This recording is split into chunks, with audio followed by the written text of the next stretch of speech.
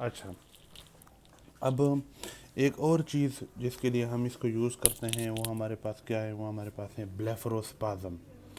Blepharospasm blepharospasm किसे कहते हैं? ये हमारी आंख है, ये हमारी आंख के ऊपर आई लिड है। जो आंख के ऊपर आई लिड है, कभी कभी ये कंट्रैक्शन शुरू करता है जिसकी वजह से हमारी आंख पड़कती है। सही है, आंख पड़कती है। स्तर्ग्यवाल दादा दा स्तर्ग्यवाल देता ब्लेफरोस्पैज्म में। स्पैज्म कहते हैं कंट्रैक्शन को, ब्लेफरो कहते हैं आई लिड को, ये जो ऊपर आई लिड है। तो ब्लेफरोस्पैज्म मीन आई लिड का कंट्रैक्ट होना। अब आई लिड क्यों कंट्रैक्ट हो रहा है? क्योंकि आई लिड जो है इसके अंदर मसल्स हैं। अब इस मसल्स को आपकी सप्लाई है पैरासिम्पैथेटिक नर्वस सिस्टम की। न्यूरोट्रांसमीटर कौन है? Acetyl choline. यहाँ पे रिसेप्टर कौन सा है? यहाँ पे कौन सा रिसेप्टर है? मसल है। न्यूरोमस्कुलर जंक्शन पे तो एनएम होता है ना, मसल है। तो अब ये सप्लाई है, नर्व में इम्पल्स आया, एनएम रिसेप्टर के ऊपर बाइंड हुआ, ये आंख के ऊपर मौजूद जो आई लिड है इसको स्टिमुलस मिला, इसके अंदर जो मसल थे वो कंट्रैक्ट हुए और ये कंट्रैक्ट हो गई। सही है। तो इसको स्टॉप करने के लिए भी हम जो है यूज़ कर सकते हैं किसको? बाचुलिनम टॉक्सिन को। क्योंकि बाचुलिनम टॉक्सिन क्या करता है, ये आता है और इस न्यूरॉन को ये कहता है कि आपने एसिटाइल कोलिन नहीं निकालनी। ये जो हमने कल पढ़ा, इस बोtulinum टॉक्सिन आके साइनेप्टोब्रुविन प्रोटीन होते हैं उनके साथ बातचीत करता है, और ये प्रोटीन तो ज़रूरी थे एसिटाइल कोलिन को बाहर निकालने के लिए। तो बोtulinum टॉक्सिन इनसे बात करता है, बात करने के बाद ये एसिटाइल कोलिन नहीं निकल पाते तो एनएम रिसेप्टर के ऊपर बाइंड नहीं होते तो मसल कंट्रैक्ट नहीं होता। मसल कंट्रैक्ट नहीं होता तो आपका जो ब्लेफरोस्पाज्म था वो ठीक हो जाता है, वो नहीं होता। तो ब्लेफरोस्पाज्म को ट्रीट करने के लिए भी हम ये यूज़ करते हैं। इसके अलावा वो लोग कि जिनको बहुत ज़्यादा पसीना आता है, स्वेट ग्लैंड्स उनके बहुत ज़्यादा एक्टिव होते हैं, पसीना आता है उनको भी हम ये दे सकते हैं बोtulinum टॉक्सिन। क्यों? ये कैसे काम करेगा? देखो, ये आपके पास स्वेट ग्लैंड है जो पसीना निकालता है, ये स्किन है, ये स्किन के ऊपर बाल हैं, ये स्किन के नीचे यहाँ पे स्वेट ग्लैंड है। अब स्वेट ग्लैंड के ऊपर आपका जो रिसेप्टर है, उसको जो न्यूरॉन आया हुआ है, वो न्यूरॉन एसिटाइल कोलिन निकालता है। एसिटाइल कोलिन आके इस रिसेप्टर पे बैठता है, जब रिसेप्टर पे बैठता है तो स्वेट ग्लैंड से स्वेट बाहर निकलता है, यानी पसीना बाहर निकलता है, स्किन के ऊपर पसीना आता है। वो लोग जिनको हाइपर हाइड्रोसिस होती हो, हाइपर मीन ज़्यादा, हाइड्रोसिस मीन पानी का निकलना यानी पसीने का निकलना, उनको हम बोtulinum टॉक्सिन दे सकते हैं। बोtulinum टॉक्सिन आएगा और इस न्यूरॉन से एसिटाइल कोलिन के निकलने को बंद करेगा। एसिटाइल कोलिन जब नहीं निकलेगा, रिसेप्टर के ऊपर नहीं बैठेगा, तो स्वेट ग्लैंड से स्वेट नहीं निकलेगी और पसीना ज़्यादा नहीं आएगा। सही है। कॉस्मेटिक पर्पस इसके लिए भी यूज़ करते हैं, वो मैंने कल भी आपको बताया है। कॉस्मेटिक मीन खूबसूरती के लिए, जिनके चेहरे के ऊपर जुरियाँ लकीरें आ जाती हैं बुढ़ापे की वजह से, वो बदसूरत लगते हैं, तो उनको लिए भी हम बोtulinum टॉक्सिन यूज़ कर सकते हैं। ये कल मैंने आपको बताया। तरदीजी बांधे पे पोइस पे कर। अब हमारे पास मस्करेनिक रिसेप्टर्स हैं, वो हम डिटेल में पढ़ेंगे कि कौन सा रिसेप्टर जो है वो हमारा क्या काम करता है। अब देखो, M1 हमारे पास किसके ऊपर है? हार्ट के ऊपर। ठीक है, M1 किसके ऊपर है? हार्ट के ऊपर। अब हार्ट के अंदर तो कई सारी चीज़ें हैं। ये आपके पास हार्ट है ना, तो हार्ट में यहाँ पे ऐसे नोड होता है, यहाँ पे AV नोड होता है। ठीक है, ऐसे नोड होता है, AV नोड। ऐसे नोड से इम्पल्स यानी करंट प्रोड्यूस होती हैं। ये दोनों एट्रिया हैं, ये दोनों वेंट्रिकल हैं। ये करंट एट्रिया में जाती हैं, फिर एट्रिया से होके ये AV नोड में आती हैं, AV नोड से फिर ये वेंट्रिकल में जाती हैं। ये आपके पास हार्ट में मुख्तलिफ चीज़ें हैं। M1 रिसेप्टर कहाँ कहाँ पे मौजूद होते हैं? SA नोड के ऊपर भी होते हैं और AV नोड के ऊपर भी होते हैं M1 रिसेप्टर। और इनका काम क्या होता है? इनका काम होता है, ये पैरासिम्पैथेटिक के रिसेप्टर है ना, हम पैरासिम्पैथेटिक नर्वस सिस्टम की फार्माकोलॉजी पढ़ रहे हैं। ये एक न्यूरॉन आया हुआ है, न्यूरॉन ने यहाँ से एसिटाइल कोलिन निकाला। एसिटाइल कोलिन दिल के ऊपर, जो दिल के अंदर जो एसए नोड है, इसके ऊपर M1 रिसेप्टर इसके ऊपर बैठ गया। जब बैठ गया तो एसए नोड की एक्टिविटी ज़्यादा हो जाएगी या कम हो जाएगी? कम हो जाएगी। पैरासिम्पैथेटिक इस एक्टिविटी को कम करेगा, हार्ट रेट को कम करेगा। सिंपैथेटिक में हार्ट रेट ज़्यादा होता है, पैरासिम्पैथेटिक में हार्ट रेट स्लो होता है। तो हार्ट रेट क्यों पैरासिम्पैथेटिक में स्लो होता है? क्योंकि पैरासिम्पैथेटिक नर्वस सिस्टम की सप्लाई इम्पल्स इस न्यूरॉन के थ्रू आता है, एसिटाइल कोलिन निकलता है। एसिटाइल कोलिन एसए नोड के ऊपर जो M1 रिसेप्टर है उस पर बाइंड होता है। जब ये बाइंड होता है तो एसए नोड जो इम्पल्स जनरेट करता है, जो 1 मिनट में लेट सपोज 70 इम्पल्स पैदा कर रहा था, जब इसके ऊपर एसिटाइल कोलिन अटैच होगा तो ये 70 की बजाय 50 इम्पल्स पैदा करेगा। और 50 इम्पल्स का मतलब ये है कि दिल 1 मिनट में 50 दफ़ा धड़केगा। समझ आइए? तो M1 रिसेप्टर जो एसए नोड के ऊपर मौजूद हैं, इसके थ्रू आप हार्ट रेट को क्या करते हो? कम करते हो। अब हार्ट रेट के लिए हम लफ्ज़ यूज़ करते हैं क्रोनोट्रोपी। हार्ट रेट ज़्यादा करने का मतलब ये है पॉजिटिव क्रोनोट्रोपी, और हार्ट रेट कम करने का मतलब है नेगेटिव क्रोनोट्रोपी। पैरासिम्पैथेटिक नर्वस सिस्टम के थ्रू हार्ट रेट कम होता है या ज़्यादा होता है? कम होता है, तो हम क्या कहेंगे कि नेगेटिव क्रोनोट्रोपी। देख बड़े मानते पॉइंट पे। अब यही M1 रिसेप्टर्स AV नोड के ऊपर भी मौजूद होते हैं। ये एसए नोड है, यहाँ से इम्पल्स पैदा होता है और फिर ये थ्रू आउट एट्रिया में जाता है, जिसके जैसे एट्रिया कंट्रैक्ट होते हैं। फिर ये इम्पल्स AV नोड में आता है, AV नोड से वेंट्रिकल में जाता है, जिसकी वजह से वेंट्रिकल कंट्रैक्ट होते हैं। समझ आई है? एसए नोड ने जो करंट, जो इम्पल्स पैदा किया, वो वेंट्रिकल में डायरेक्ट नहीं आ सकता, उसको AV नोड से गुजरना होता है। ये करंट इधर जाके इधर जाके इधर जाके इधर जाके फिर AV नोड के पास आते हैं और फिर AV नोड से वेंट्रिकल में जाते हैं। तो अब AV नोड के ऊपर भी M1 रिसेप्टर है। यहाँ पे इन रिसेप्टर्स का क्या काम है? जिस तरह यहाँ पे एसए नोड के ऊपर M1 रिसेप्टर का क्या काम था? हार्ट रेट को स्लो करना, 70 से 50 पे लेके आना, नेगेटिव क्रोनोट्रोपी। AV नोड के ऊपर जो आपके पास M1 रिसेप्टर है, इसका क्या काम है? इसका काम ये है कि जो इम्पल्स M1 से पैदा हो के AV नोड में आ रहा है और AV नोड से वेंट्रिकल में जा रहा है, इसको कंडक्शन कहते हैं। कि इम्पल्स को यहाँ से एट्रिया से वेंट्रिकल के पास लेके आना, भेजना, कंडक्शन, भेजना। तो AV नोड के ऊपर जो M1 रिसेप्टर है, न्यूरॉन आता है, न्यूरॉन एसिटाइल कोलिन निकालता है। एसिटाइल कोलिन AV नोड के ऊपर M1 रिसेप्टर के ऊपर बाइंड होता है, जिसकी वजह से AV नोड में कंडक्शन कम हो जाती है।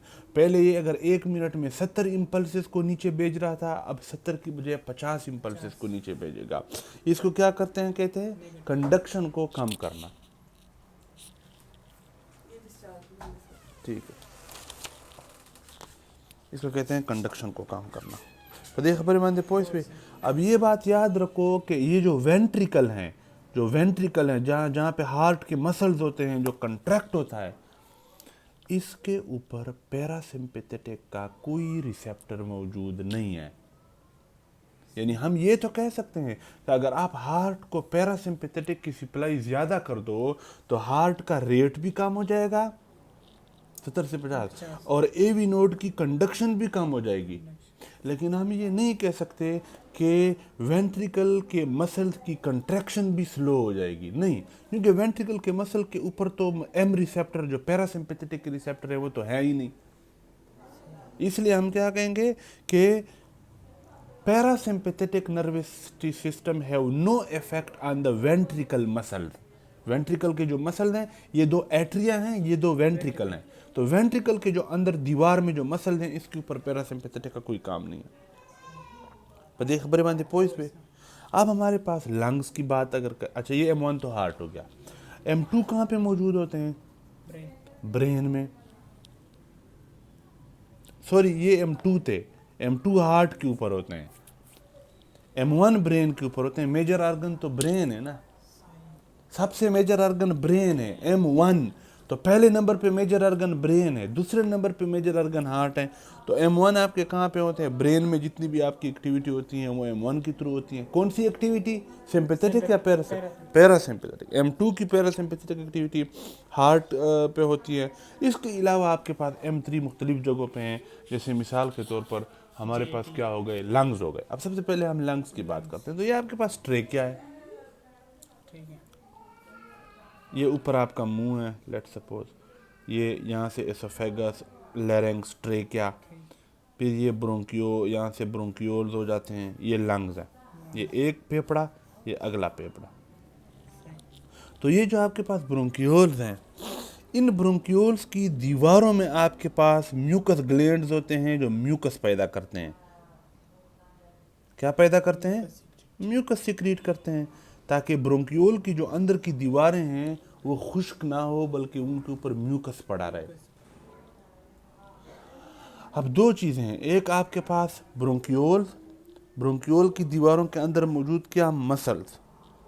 ब्रोंकियोल की दीवारों में मसल्स भी मौजूद होते हैं। क्या मौजूद होते हैं? मसल। मैं इस तरह मसल डाल कर देता हूँ।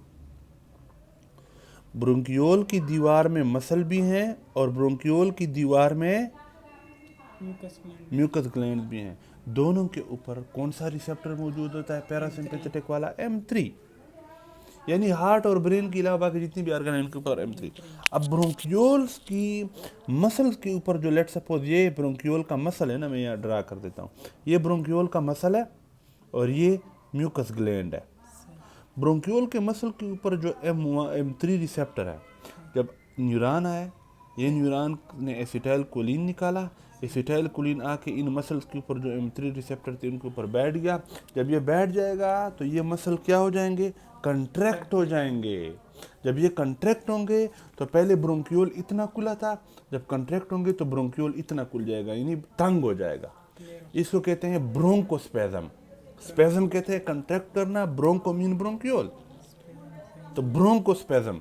यानी हम ये कहेंगे कि अगर आप लंग्स को पैरासिम्पैथेटिक स्टिमुलस दो तो लंग्स की जो ब्रोंकियोल्स हैं ये क्या हो जाएंगी? ब्रोंकोस्पेज्म हो जाएगा, कंट्रैक्ट हो जाएंगी, ये तंग हो जाएगा। जब तंग हो जाएगा तो सांस लेने में क्या होगा? मसला पैदा होगा।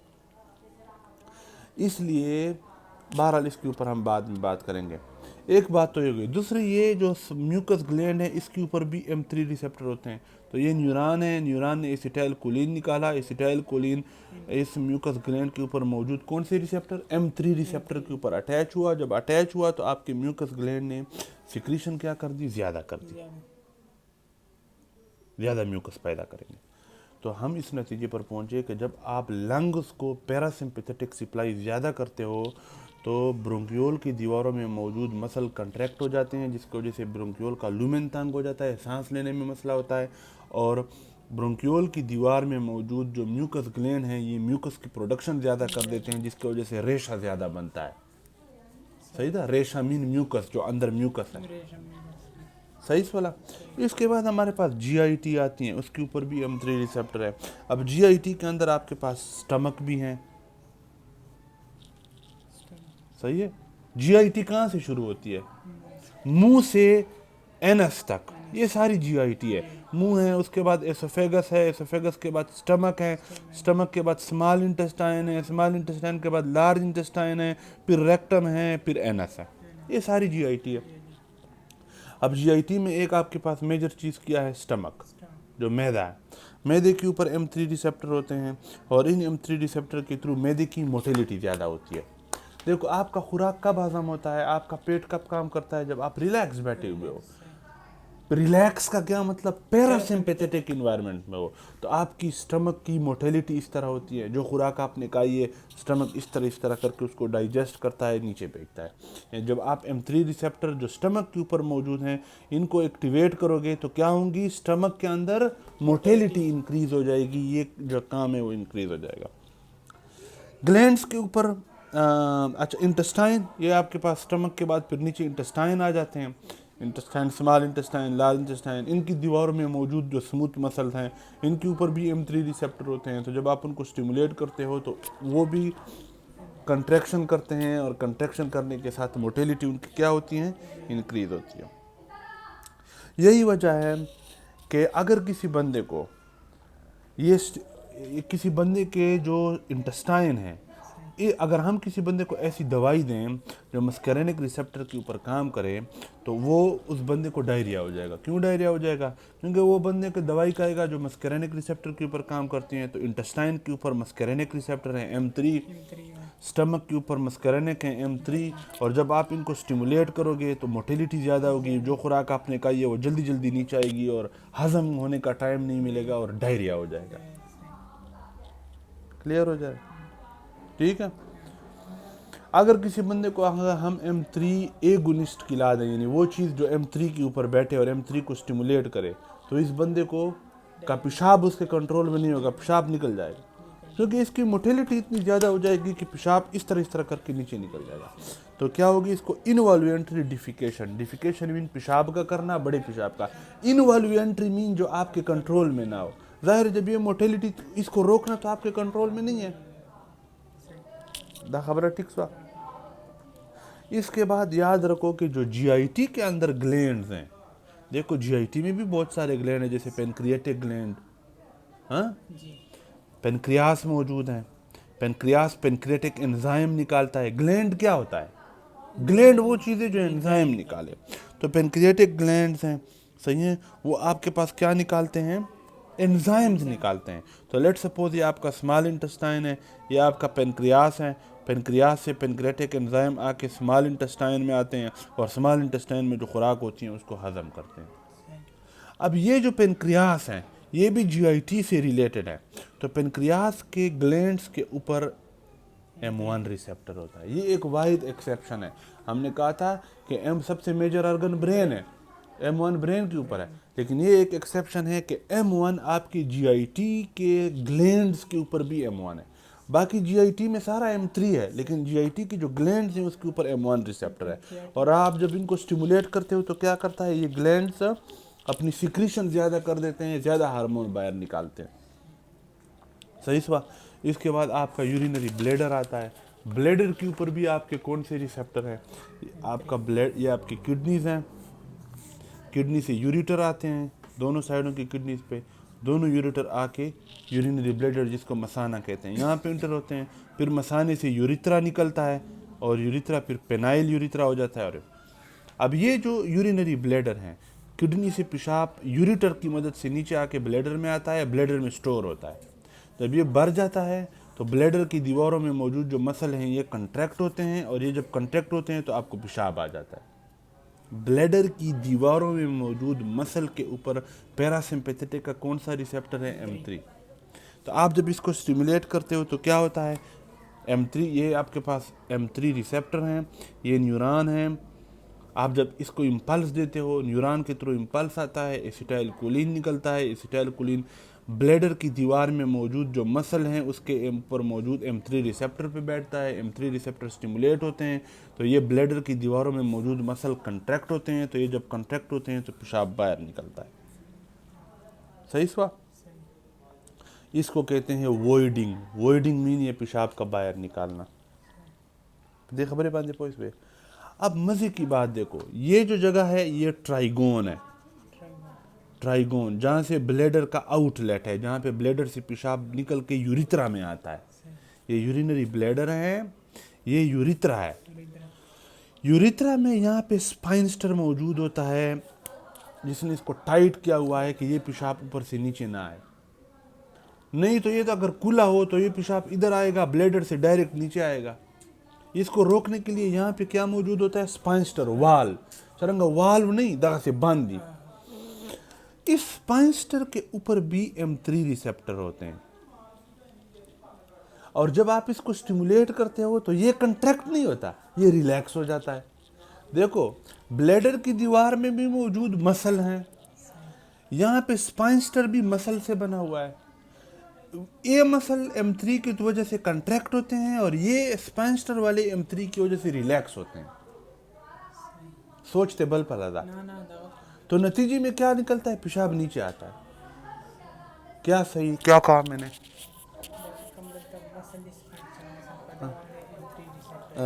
تذكر ولرت لك أول شكل إذا ستيموليت की دا बनती ना दा औसी डायलेट्स रिलैक्स ही, डायलेट सी। यानी कहने का मतलब ये है कि M3 सप्लाई इधर भी है, M3 सप्लाई इधर भी है। आप इसको M3 स्टिमुलस दोगे, इसको M3 स्टिमुलस दोगे, तो नतीजे में ये कंट्रैक्ट हो जाएगा लेकिन ये रिलैक्स हो जाएगा ताकि पेशाब नीचे आ जाए। ये रिलैक्स हो जाएगा ताकि रास्ता खुल जाए, ये कंट्रैक्ट हो जाएगा ताकि यहाँ पे जो पेशाब है वो नीचे चला जाए। सही से पता। इसके ऊपर आपके, इसके अलावा आपके जो ब्लड वेसल्स हैं, लेट्स सपोज ये आपका आर्टीरियोल है, आर्टरी होती हैं, आर्टरी के बाद आर्टीरियोल होते हैं, आर्टीरियोल के बाद कैपिलरीज होती हैं, और कैपिलरी के बाद क्या होती हैं, वेन्यूल होती हैं। वेन्यूल मिलके बड़े वेन बनाते हैं, बड़े वेन मिलके वेना केवा बनाते हैं। तो ये लेट्स सपोज आपका एक आर्टीरियोल है, आर्टीरियोल के ऊपर भी M3 रिसेप्टर होता है। याद रखो ब्लड वेसल्स के ऊपर 3 किस्म के रिसेप्टर होते हैं, alpha 1, beta 2, M3, 1 2 3। Alpha 1 beta. अब ब्लड वेसल के ऊपर जो M3 रिसेप्टर हैं, अगर आप इसको स्टिमुलेट करोगे तो स्टिमुलेशन के नतीजे में ब्लड वेसल कंस्ट्रिक्ट होगा या डायलेट होगा? डायलेट होगा। याद रखो कि M3 रिसेप्टर जो हैं, जो स्मूथ मसल्स में हैं, जो कहाँ पे हैं, स्मूथ मसल में। अच्छा, अब स्मूथ मसल में जो हैं, ये लेट सपोज मैं इसको ना अलग से ड्रा करता हूँ। ये ब्लड वेसल है, ये ब्लड वेसल की दीवार का एक सेल है, इसके ऊपर M3 रिसेप्टर है। जब हम इस M3 रिसेप्टर को स्टिमुलस देते हैं, यानी न्यूरॉन से एसिटाइलकोलिन निकलता है, वो इसके ऊपर मौजूद, ये जो M3 रिसेप्टर इसके ऊपर बैठता है, तो नतीजे में क्या होता है, इसके अंदर नाइट्रिक ऑक्साइड की प्रोडक्शन हो जाती है, NO, और नाइट्रिक ऑक्साइड डायलेट करवाता है। यानी ब्लड वेसल को M3 रिसेप्टर के थ्रू डायलेट कौन करवाता है? Nitric oxide, NO। और नाइट्रिक ऑक्साइड कब बनता है, इसकी मिकदार कब ज्यादा होती है? जब आप इस M3 रिसेप्टर को स्टिमुलेट कर दो। पता खबर है पॉइंट पे? एक तो हो गया ये। इसके बाद आपके जो हैं दा रिसेप्टर वो मुख्तलिफ आर्गन्स बांधे, सही दा, हार्ट, ब्लैडर, स्पाइंस्टर दाम जाओ करो। अच्छा, अब स्पाइंस्टर जितने भी हैं वो रिलैक्स होते हैं। देखें बाकी चीज़ें कंट्रैक्ट होती हैं। 2 जगह ऐसी हैं जो M3 रिसेप्टर्स की वजह से रिलैक्स होती हैं। एक तो क्या हो गया, blood vessel, blood vessel relax होती हैं, डायलेट होती हैं। दूसरा क्या हो गया, स्पाइंस्टर। अब फर्क समझ के इसको वो करो, स्पाइंस्टर क्यों रिलैक्स हुए, क्यों रिलैक्स हुए, क्योंकि वो पेशाब को बाहर जाने क्यों रिलैक्स हुए? बाकी इसको भी M3 ने कंट्रैक्ट किया। ब्रोंकियोल की दीवारों में मौजूद मसल को भी M3 की वजह से वो कंट्रैक्ट हुए। GIT की दीवारों में मौजूद M3 की वजह से GIT वाले भी कंट्रैक्ट हुए, और कंट्रैक्शन की वजह से उनकी मोटिलिटी ज़्यादा हुई। ये सारे कंट्रैक्ट हुए, लेकिन स्पाइंस्टर रिलैक्स हो गया, और ब्लड वेसल भी रिलैक्स हो गए। वजह क्या है, ये क्यों रिलैक्स हुए? क्योंकि ये 2 जगहें ऐसी हैं जहाँ पे M3 की स्टिमुलेशन के नतीजे में नाइट्रिक ऑक्साइड की प्रोडक्शन अंदर ज़्यादा हो जाती हैं, और नाइट्रिक ऑक्साइड डायलेटर हैं, वो रिलैक्स करता है, वो डायलेट करता है। तो ये खबर है पॉइंट पे, ये बात आपको समझ आ जानी चाहिए। मिसाल के तौर पर अब आखिरी चीज़ हमारे पास इसमें आई है। अगर आप आई को देखो, आई के ऊपर कौन से रिसेप्टर होने चाहिए? M3, क्योंकि M1 2 जगहों पे हैं, ब्रेन और स्पाइंस्टर के ऊपर तो M3 है। अल्लाह के बंदे, GIT के ग्लैंड्स वहां पे M1 है, M2 कहाँ पे है? सिर्फ हार्ट पे। M3 इसके अलावा हर जगह M3 है। तो अब आई के ऊपर भी आपके M3 हैं। अब आई के अंदर मुख्तलिफ चीज़ें होती हैं। आई के अंदर सीलियरी मसल्स भी होते हैं। अब आई का स्ट्रक्चर मैं यहाँ पे ड्रा नहीं करूँगा, लेकिन बस आप इसको इस तरह, सीलियरी मसल भी होते हैं, और आई के अंदर भी स्पाइंस्टर होता है। जो आई का स्पाइंस्टर अगर कंट्रैक्ट हो तो आंख बंद हो जाती हैं, रिलैक्स हो तो खुल जाती हैं, तो स्पाइंस्टर भी होता है। अब देखो वहाँ पर भी गौर से सुनो, ये लेट सपोज आपकी आई है ना, लेट सपोज ये आपकी आई का ये वो है, तो ये लेट सपोज एक स्पाइंस्टर मसल है, ये मिसाल के तौर पर ये स्पाइंस्टर मसल है। अगर आप इसके ऊपर कौन सा रिसेप्टर होगा, M3, बाकी सब पे M3 है तो यहाँ भी M3। ये न्यूरॉन है, एसिटाइलकोलिन निकला, M3 रिसेप्टर जो स्पाइंस्टर मसल के ऊपर थे वो एक्टिवेट हो गए, तो अब स्पाइंस्टर को रिलैक्स हो जाना चाहिए या कंट्रैक्ट हो जाना चाहिए? क्यों? यहाँ पे तो स्पाइंस्टर रिलैक्स हो गया था, यहाँ पे आई के अंदर जो स्पाइंस्टर मसल है वो कंट्रैक्ट होंगे। वो क्यों? वो इसलिए क्योंकि वहाँ पे नाइट्रिक ऑक्साइड वाला सिस्टम नहीं है। नाइट्रिक ऑक्साइड वाला सिस्टम सिर्फ यहाँ पे इन स्पाइंस्टर्स पे है। देख खबर बांधी पोइस पे का ना, तो इसलिए ये रिलैक्स हो जाते हैं, कंट्रैक्ट हो जाते हैं। आंख कंट्रैक्ट होगी और आंख का जो प्यूपल का साइज है वो छोटा हो जाएगा। इसको क्या कहते हैं? मायोसिस। मायोसिस, आंख के अंदर प्यूपल का कंट्रैक्ट हो जाना मायोसिस, खुल जाना मायोड्राइसिस। तो ये जब स्पाइंस्टर मसल कंट्रैक्ट होंगे तो प्यूपल का साइज छोटा हो जाएगा। जब छोटा हो जाएगा इसको हम क्या कहते हैं? मायोसिस।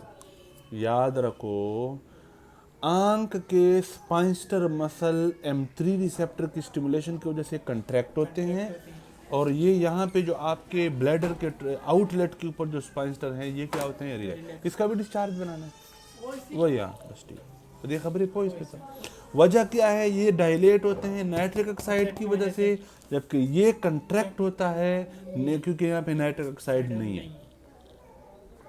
तो ये खबर है इस पे। ये हो गया आपके पास।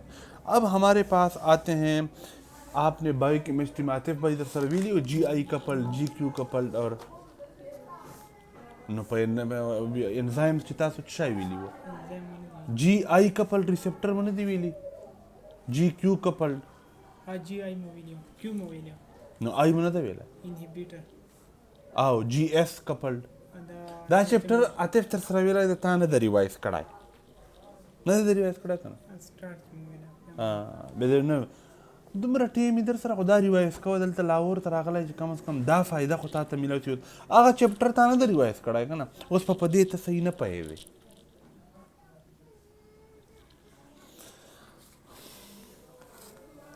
दाख पर रिवाइज कहे दा कम मातर सर वेला मेहरबानी बदी।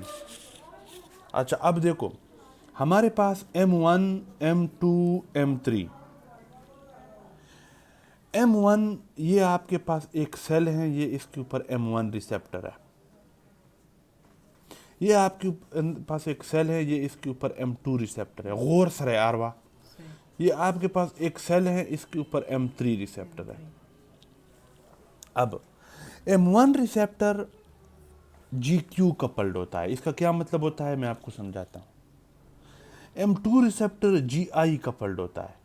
इसका क्या मतलब होता है मैं समझाता हूँ। M3 रिसेप्टर GQ कपल्ड होता है। ठीक है, इसके लिए निमोनिक है किक, QIQ, बाकी तो GGG है ना, QIQ, M1, M2, A3, kick. M1 GQ coupled है, M2 GI कपल्ड है, M3 GQ कपल्ड है। पता खबर है पोइस पे। अब ये याद रखो, जो GQ कपल्ड होते हैं रिसेप्टर होते हैं, जिस तरह M1 GQ कपल्ड है, तो आप जब इसको स्टिमुलेट करते हो तो नतीजे में सेल के अंदर क्या ज़्यादा हो जाता है? कैल्शियम। और कैल्शियम क्या करवाता है? कंट्रैक्शन करवाता है। M2 जो रिसेप्टर हैं, ये कौन सा कपल्ड रिसेप्टर है? ये कौन सा कपल्ड है? GI कपल्ड है। तो GI कपल्ड रिसेप्टर क्या करते हैं? ये आपके सेल को इनहिबिट करते हैं, यानी दूसरे लफ्ज़ों में ये CAMP का लेवल इंक्रीज करते हैं और डिक्रीज करते हैं। मैं उससे पहले बता ज़्यादा एक चैप्टर ताना द रिवाइज कर दिन दे उसदा नुकसान दा। रिसेप्टर या GQ कपल्ड होते हैं, या GI कपल्ड होते हैं, या GS कपल्ड होते हैं। GS कपल्ड रिसेप्टर वो हैं जो सेल के अंदर, ये रिसेप्टर हैं, लेट सपोज ये GS कपल्ड हैं, तो सेल के अंदर CAMP ज़्यादा हो जाएगा। S का मतलब स्टिमुलेटरी। तो SGS कपल्ड रिसेप्टर को जब आप इम्पल्स दोगे तो इस सेल में CAMP का लेवल ज़्यादा हो जाएगा, ये सेल स्टिमुलेट हो जाएगा, इसलिए GS। GI वो हैं जो ये जी लेट सपोज ये एक रिसेप्टर है, जी आई कपल्ड रिसेप्टर है, तो आप जब इसको स्टिमुलेट करोगे तो इसके स्टिमुलेशन के नतीजे में अंदर CAMP का लेवल कम हो जाता है, यानी ये सेल इनहिबिट हो जाता है, इसलिए GI। CAMP ज़्यादा होने की वजह से स्टिमुलेशन, इसलिए GS कपल्ड है ये। CAMP कम होने की वजह से इनहिबिशन, इसलिए इस रिसेप्टर को हम GI कपल्ड रिसेप्टर कहते हैं। तो ये खबर है पॉइंट से। GQ कपल्ड रिसेप्टर कौन से होते हैं? ये वो रिसेप्टर हैं कि जिनको अगर आप स्टिमुलेट करो तो जी सिस्टर वो जैसे आप अभी बना दूं मैं, चले अभी मैं बना देता हूँ। इनको अगर आप स्टिमुलेट करो तो अंदर कैल्शियम का लेवल हाई हो जाता है। क्यू से कंट्रैक्शन याद रखो, कंट्रैक्शन के लिए कौन जरूरी है? कैल्शियम। तो जी क्यू की स्टिमुलेशन के नतीजे में सेल के अंदर, जिस सेल के ऊपर जी क्यू कपल्ड रिसेप्टर हो उस सेल में कैल्शियम ज्यादा हो जाएगा। जी आई जिस सेल के ऊपर हो, अगर आप इस जी आई को स्टिमुलेट करो तो अंदर CAMP कम हो जाएगा, यानी ये सेल इनहिबिटेड हो जाएगा।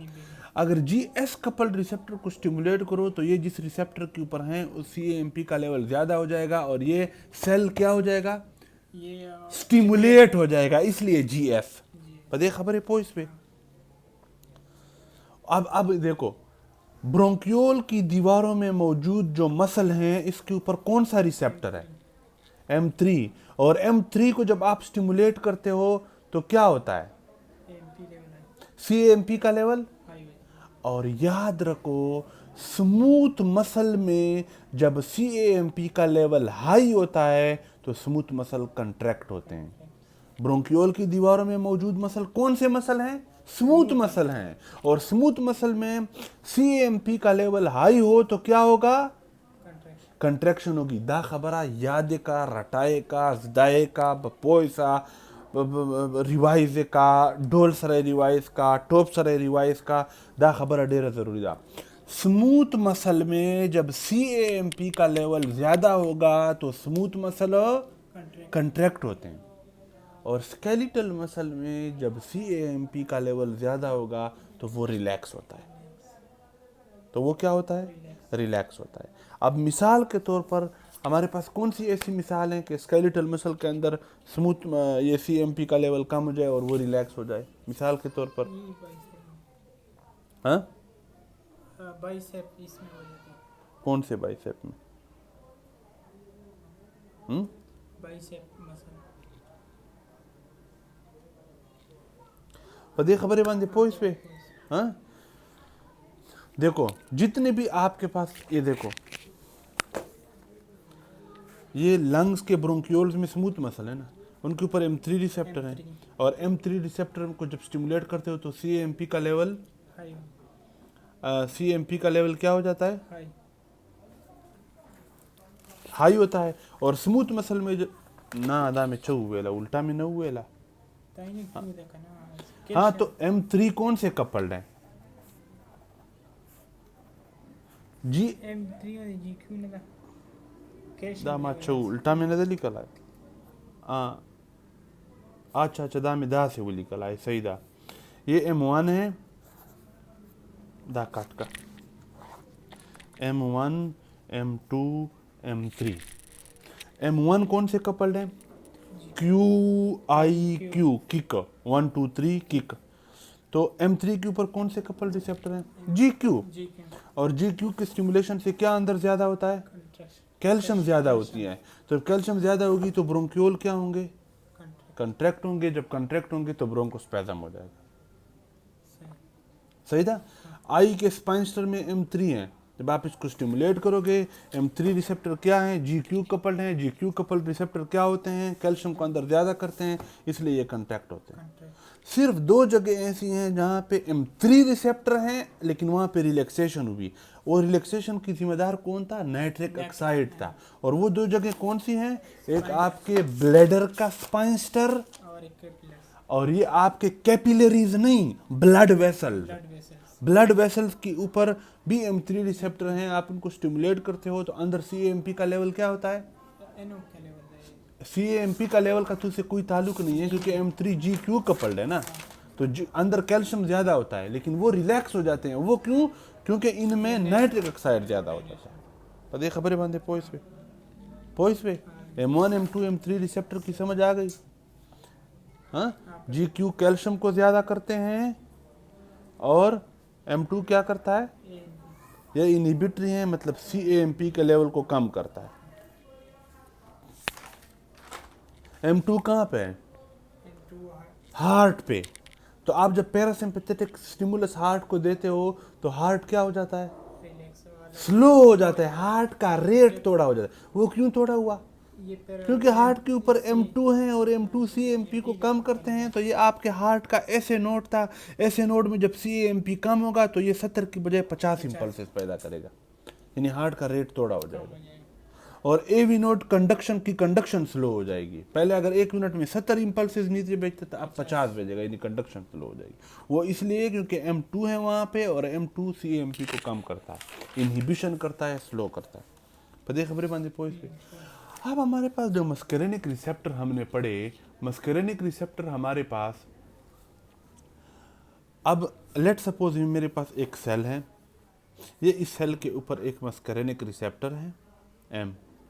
अब वो चीज़ और इसके ऊपर बैठने वाला न्यूरोट्रांसमीटर कौन सा है, एसिटाइल कोलिन। अब दा खबर गौर सरारवा, हर वो चीज़ जो एसिटाइल कोलिन की तरह आए, M रिसेप्टर के ऊपर बैठ के इसको स्टिमुलेट करे और इस सेल के अंदर एक्टिविटी करवाए, हम कहेंगे कि ये मस्करेनिक एगोनिस्ट हैं। एगोनिस्ट मीन एक जैसा, एसिटाइल कोलिन की तरह। और हर वो चीज़, हर वो दवाई जो आए और मस्करेनिक रिसेप्टर के ऊपर बैठ के मस्करेनिक रिसेप्टर को ब्लॉक कर दे, इसको हम मस्करेनिक एंटागोनिस्ट कहते हैं। एगोनिस्ट जो इसको स्टिमुलेट करे, एसिटाइल कोलिन की तरह काम करे, एंटागोनिस्ट जो इसको बंद करे। तो मस्करेनिक एगोनिस्ट और मस्करेनिक एंटागोनिस्ट। एगोनिस्ट और एंटागोनिस्ट पोइस पे। एंटागोनिस्ट को हम ब्लॉकर भी कह सकते हैं, इसको बंद करे, ब्लॉक करे। तो देखा मेरे पोइस पे। अब हमारे पास मार्केट में कुछ दवाइयाँ हैं जो मस्करेनिक एगोनिस्ट हैं, जिनको हम मुख्तलिफ बीमारियों में यूज़ करते हैं। कुछ दवाइयाँ मस्करेनिक एंटागोनिस्ट हैं जो मार्केट में हैं, जिनको हम मुख्तलिफ बीमारियों में यूज़ करते हैं। अब मिसाल के तौर पर हमारे पास एक मस्करेनिक एगोनिस्ट कौन कौन से हैं, अच्छा, बेटा, मीटा, पीलो, नानिमोनिक था। अच्छा ACH था ना, ACH शायद एसिटाइल कोलिन, ये तो हमने ऑलरेडी पढ़ा हुआ है, ये मस्करेनिक रिसेप्टर के ऊपर बैठता है। बेटा से बेटानिकोल, बेटानिकोल। मीटा से मीताकोलिन, मीताकोलिन। पीलो से पाइलोकार्पिन। अच्छा, बेटा, मीटा, पीलो। एसिटाइल कोलिन बेटा से बेटानिकोल, मीटा से मेताकोलिन, पाइलो से पीलो से पाइलोकार्पिन। ये मस्करेनिक एगोनिस्ट हैं। क्या मतलब मस्करेनिक रिसेप्टर के ऊपर ये बैठ के बिल्कुल उस तरह काम करते हैं जिस तरह एसिटाइल कोलिन करता था। इसको स्टिमुलेट करता है, इस रिसेप्टर को। बेथानिकोल भी इसको स्टिमुलेट करता है, मेथाकोलिन भी इसको स्टिमुलेट करता है, पाइलोकार्पिन भी स्टिमुलेट करता है। तो ये सारे स्टिमुलेट करते हैं, इसलिए ये सारे मस्करेनिक एगोनिस्ट हैं। पपोइस वाले। अब इसके क्या इस्तेमाल हैं, ये हम पढ़ते हैं रिदा डिस्चार्ज जोड़ को।